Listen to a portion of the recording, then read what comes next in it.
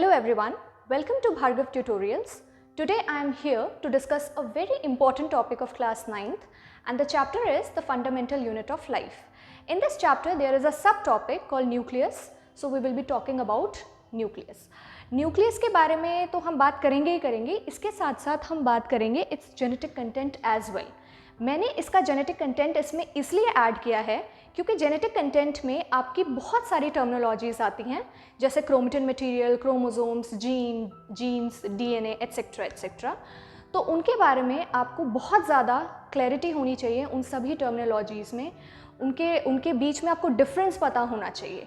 Because अगर आप आगे जाकर पीसीबी ऑप्ट करते हैं, मेडिकल स्ट्रीम ऑप्ट करते हैं, तो आपको बहुत सारी टर्म्स पढ़नी होंगी, बहुत सारी टर्मिनोलॉजीज़ पढ़नी होंगी जिनका बेस आपके लिए क्लियर होना बहुत ज़्यादा ज़रूरी है और बेस बनता है यहीं से. तो यहाँ पर आपका न्यूक्लियस स्टार्ट होगा तो सबसे पहले आपको ये बताया जाएगा कि न्यूक्लियस के अंदर आपका कंटेंट है क्या क्या.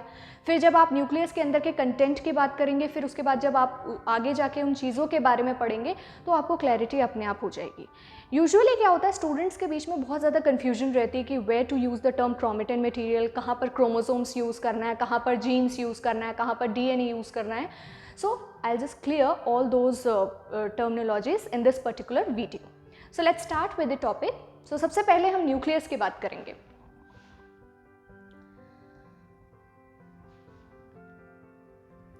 So here it is nucleus. ये मैंने आपको डायग्राम यहाँ पर मेंशन किया हुआ है न्यूक्लियस का, जिसमें आपको सबसे पहले पढ़ना है न्यूक्लियस की मेम्ब्रेन के बारे में.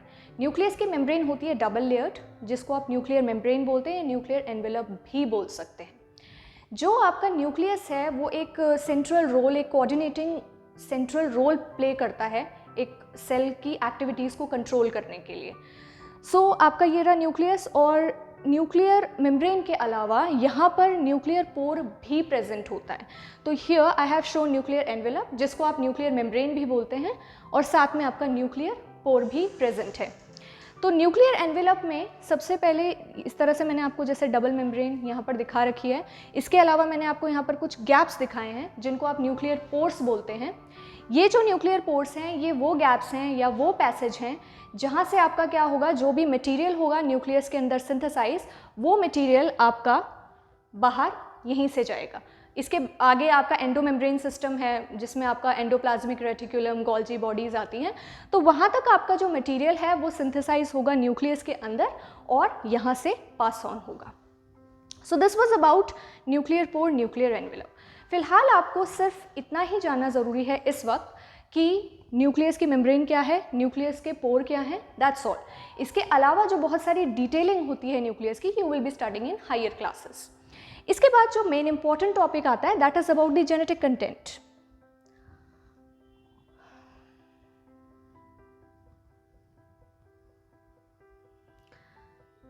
जेनेटिक कंटेंट में आपका आता है क्रोमेटिन मटेरियल. सबसे पहले हम क्रोमेटिन मटेरियल की बात करेंगे. क्रोमेटिन मटेरियल आपको तब दिखता है जब cell is at the resting stage, जब सेल डिवाइड नहीं कर रहा है, जब वो रेस्टिंग फेज पर है. तो उस टाइम पे आपको क्रोमेटिन मटेरियल दिखेगा कुछ इस तरह से. ये आपस में ही जैसे धागा उलझा हुआ होता है उस तरीके से दिखता है, एंटेंगल्ड मास ऑफ थ्रेड, इस टाइप में आपको विजुअलाइज होगा माइक्रोस्कोप के under. That is chromatin material. इसके अलावा यही क्रोमेटिन मटेरियल आगे जाके कंडेंस होता है क्रोमोसोम्स में. So I have shown chromosomes also in the diagram. तो आपका जो क्रोमेटिन मटेरियल है ये बाद में कंडेंस होगा. कब कंडेंस होगा? जब सेल डिवाइड करना स्टार्ट करेगा.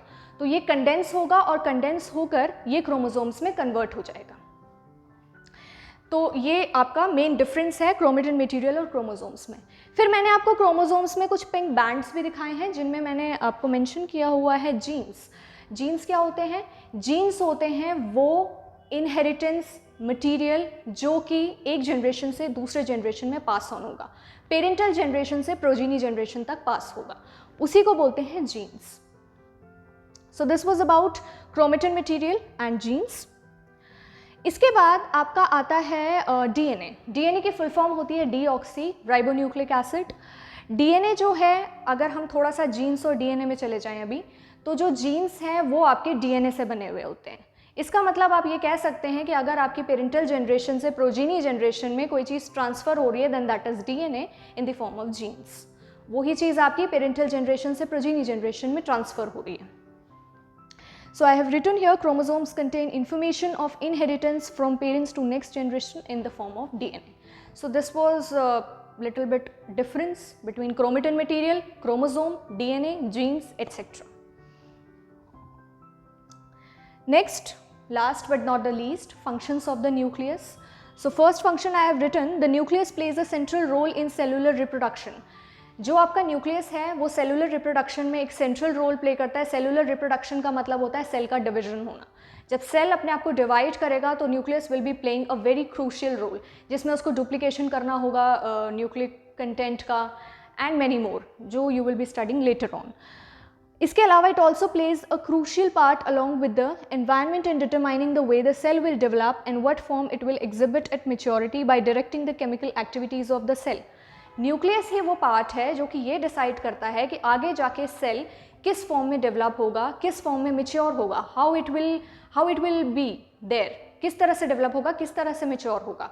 ये सारी चीज़ें डिटरमाइन करता है आपका nucleus. So this was all about nucleus and it's genetic content. I hope आपको कॉन्सेप्ट समझ में आया होगा and I hope you like the video. आपको अगर हमसे कांटेक्ट करना है तो उसके लिए आपको नीचे डिटेलिंग्स दी गई हैं, जिसमें आपको इंस्टाग्राम, ईमेल, जीमेल वगैरह सारी चीज़ें मेंशन्ड है, फेसबुक एंड ऑल. इनके थ्रू आप हमसे कांटेक्ट कर सकते हैं फॉर योर एनी डाउट और for your any topic, anything. Thank you for watching.